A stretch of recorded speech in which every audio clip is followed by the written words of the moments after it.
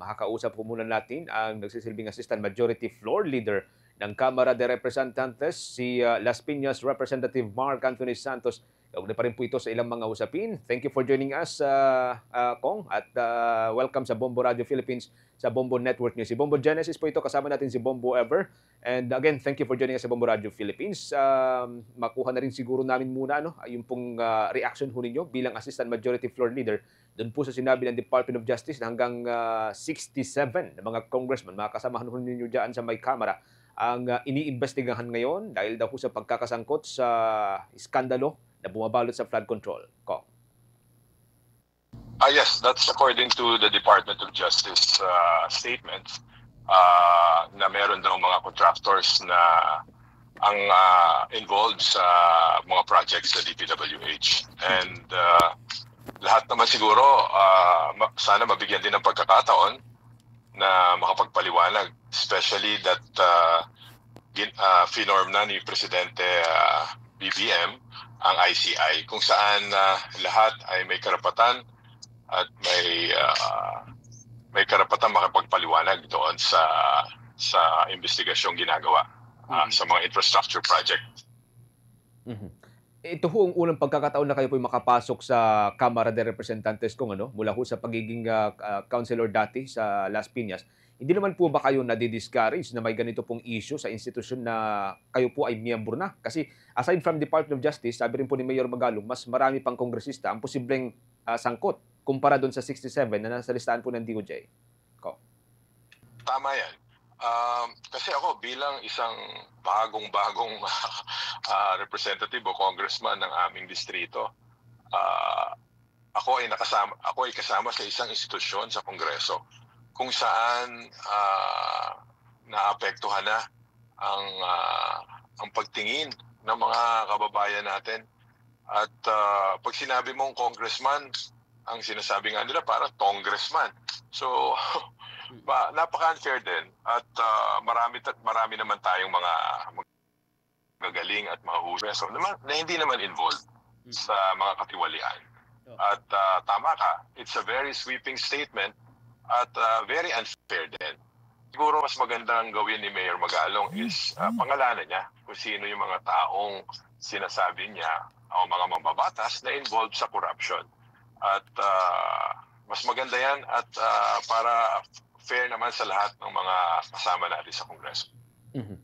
Isa pa po sa mga nakalkal na issues ngayon, Kong, ay yun pong mga proyekto ng pinsan itong si dating Department of Public Works and Highway Secretary Mark Villar dyan po sa inyo, sa Las Piñas. Sabi ho ni Secretary Remulla ng Department of Justice, iniimbestigahan din po ito dahil sa conflict of interest. May mga personal knowledge or mga information ho ba kayong pwedeng maibahagi tungkol dito, Kong? Yes, oo. Dito kasi maraming proyekto na, number one, nagkakos ng baha ngayon, yung mga obstruction sa waterways. And then at the same time, malalaki yung mga proyekto dito.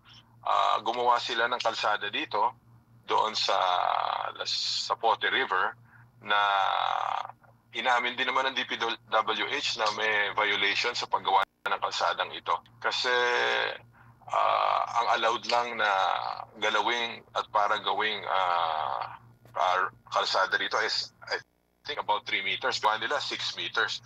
So maraming mananagot dito sa mga proyekto dito sa Las Piñas. At kita-kita mo mga favored yung mga contractors dito. Bilyon ng proyekto rito sa Las Piñas. At kagaya ng sinabi ni Secretary Boying Remulla ng Department of Justice, iniimbestigahan ngayon nila ito. At malaki ang mga involved na tao dito sa mga proyektong ito. Just to follow up po kung since kayo po mismo may personal knowledge po kayo dyan sa issue na yan, willing po ba kayo na sumipot kung ipapatawag po kayo ng Department of Justice para malinawan po itong issue na ito?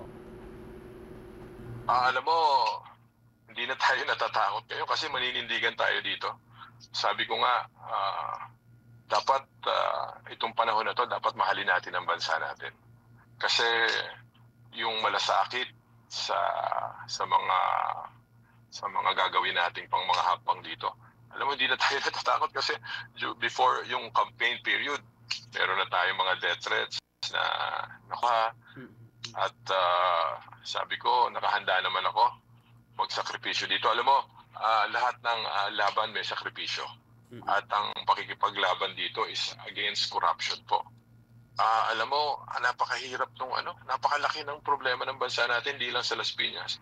Yung very large yung scale ng corruption at kailangan aksyon na talaga ito at may gawin talaga ang pamahalaan natin. At ako bilang isang mambabatas, hindi ako maaawat para ibulgar ang mga anomalya dito ng korupsyon dito sa aking distrito. Okay. Kung sa ngayon, since kayo na po yung pumalit kay dating Representative Camille Villar bilang kinatawan, may mga nakita po ba kayo na iba pang sektor na kahina-hinala din po, Kong? Number one, yung reporting ng mga DPWH at government projects dito. At meron nga tayong website ngayon, yung isumbong mo sa Pangulo. Malaking bagay yon at makikita natin doon. Oo, yung mga naging problemang proyekto dito sa Las Piñas. Number two, kailangan transparent ang bidding process siguro sa susunod na mga proyekto rito sa Las Piñas. At yan uumpisahan din ni Secretary Vince Dizon yan. At yun, malaking bagay. At siguro yung participation ng mga non-government organizations at mga civilian society organizations.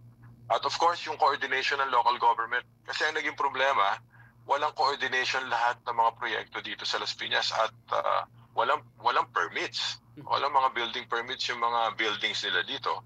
Kaya yan ang naging sanhi ng malaking problema dito sa mga proyekto sa Las Piñas. Alright. Kung dumako naman po tayo dito sa usapin po ng panukalang pondo para sa susunod na taon, na alam ko po, very busy po kayo dito, pati na yung Senado. Medyo mahaba-haba na po yung budget deliberations ng Kamara kung minsan umaabot pa nga po ito ng alas 4 madaling araw. Nagagawa naman po ba ng Kamara na maabot po yung target po na transparency at maayos po na 2026 budget? At ano po yung mga bagong safeguard na nailagay niyo po so far po, Kong? Yes, kahit tayo ay bagong mambabatas, tayo ay binoto ng mga kasama natin para maging assistant majority floor leader.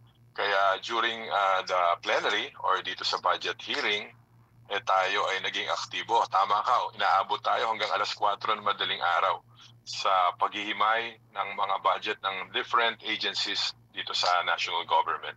At very active ang minority group sa Congress upang busisiin at alamin ang mga budget. At nakakatuwa yung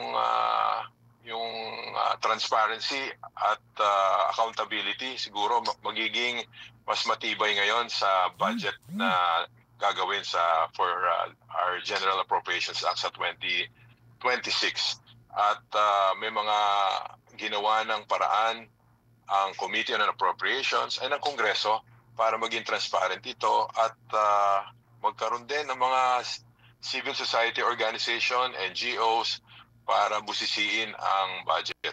At yung flood control budget kasi na more than 200 billion na inalat sa National Expenditure Program, ay ako pinropose ko na i-download ito dito sa National Housing Authority para makapagpagawa dito sa aming lungsod sa Las Piñas ng at least na 3 medium-rise building, yung mga nando sa danger zones namin, maililipat na namin kasi medyo nagka-problema din kami dito sa flooding sa Las Piñas at yan ay inaayos namin.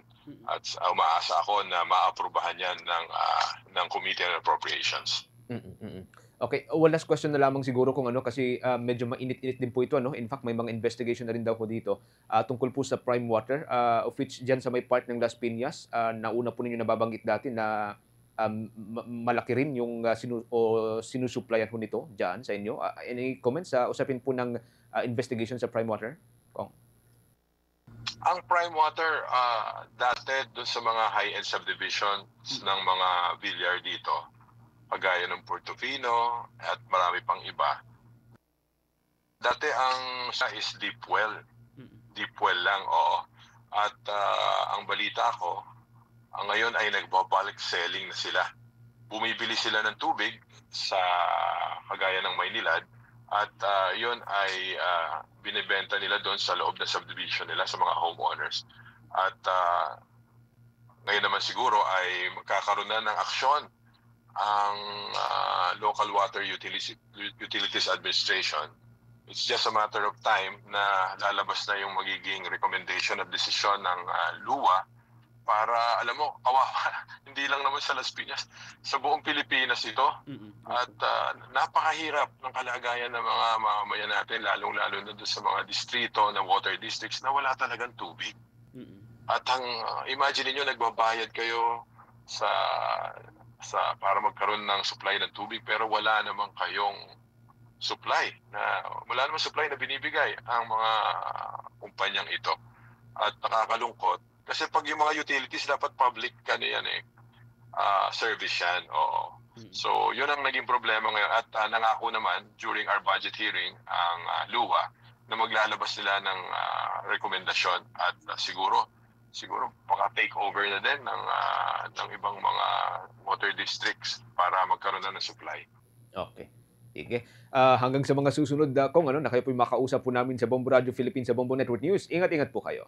Ang kinatawan, mga kabombo ng Las Piñas City, si Las Piñas Congressman Mark Anthony Santos, siya rin po nagsisilbi bilang Assistant Majority Floor Leader ng Cámara de Representantes. For the most trusted source of news and information, visit our website at www.bomboradio.com. Follow us on Bombo Radio mobile app, Facebook, YouTube, TikTok, and X, formerly Twitter. Like, share, and stay connected. Anytime, anywhere.